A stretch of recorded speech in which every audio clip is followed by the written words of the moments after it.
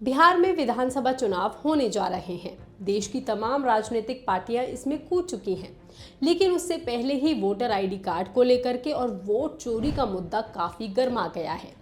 हाल ही में कांग्रेस के नेता राहुल गांधी ने ये मुद्दा उठाया और उन्होंने अपने एक बयान में उदाहरण देते हुए बताया कि लखनऊ के आदित्य श्रीवास्तव के पास 4 वोटर आईडी कार्ड है।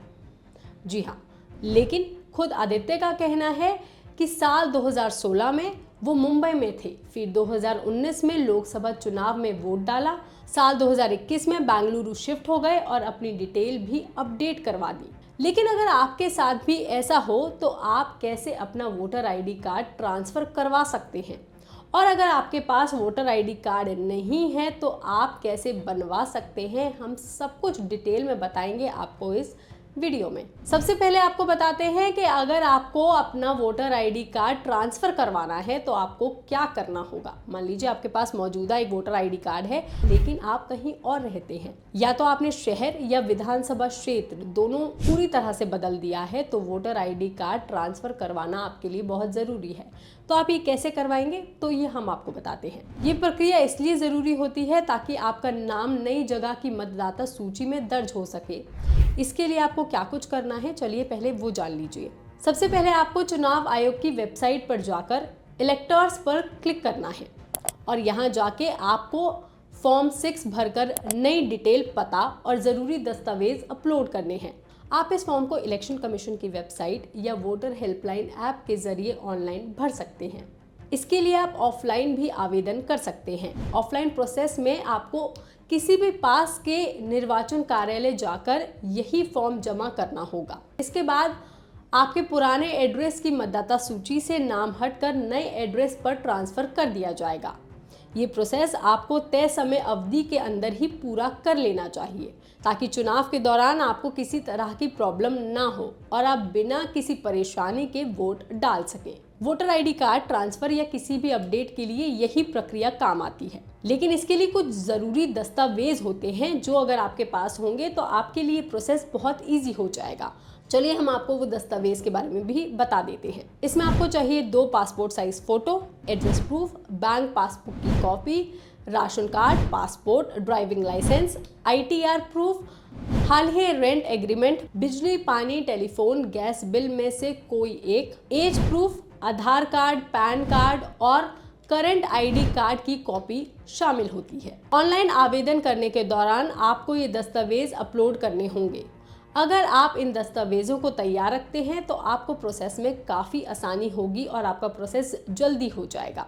इन सब के अलावा अगर आपके पास वोटर आईडी कार्ड है ही नहीं तो आप उसको कैसे बनवा सकते हैं वो भी हम आपको बताते हैं, क्योंकि अब आपको वोटर आईडी कार्ड बहुत आराम से मिल जाएगा। जी हाँ, इलेक्शन कमीशन ने एक नया स्टैंडर्ड ऑपरेटिंग प्रोसीजर शुरू किया है, जिसके ज़रिए अगर किसी का नाम पहली बार वोटर लिस्ट में जुड़ता है या वोटर कार्ड की कोई भी जानकारी में कोई बदलाव होता है तो 15 दिन के अंदर नया वोटर आईडी कार्ड मतदाता तक पहुंच जाएगा, चाहे वो नया मतदाता हो या फिर कोई पुराना मतदाता। अब आपको बता देते हैं कि अगर आप पहली बार वोटर आईडी कार्ड अप्लाई कर रहे हैं तो आपको क्या करना होगा।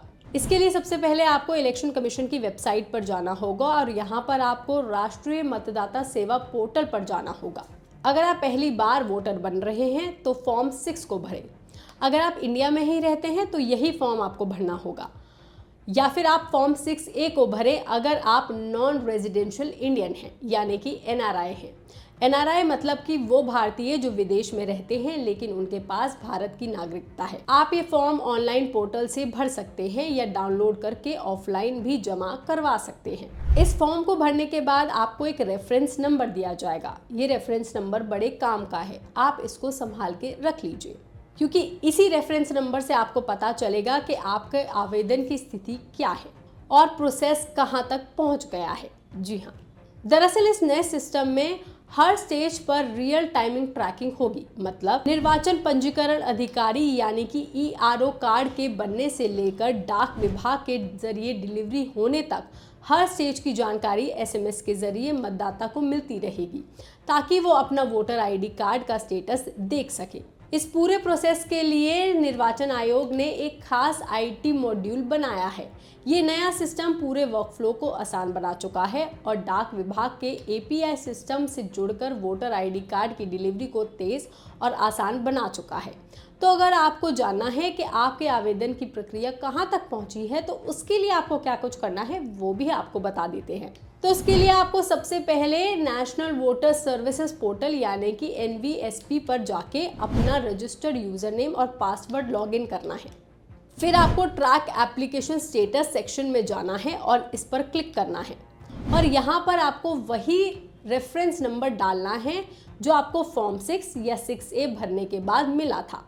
इसके बाद अपना राज्य चुनें और सबमिट पर क्लिक कर देना है। स्क्रीन पर आपका आवेदन किस स्टेज पर है इसकी जानकारी आपको मिल जाएगी।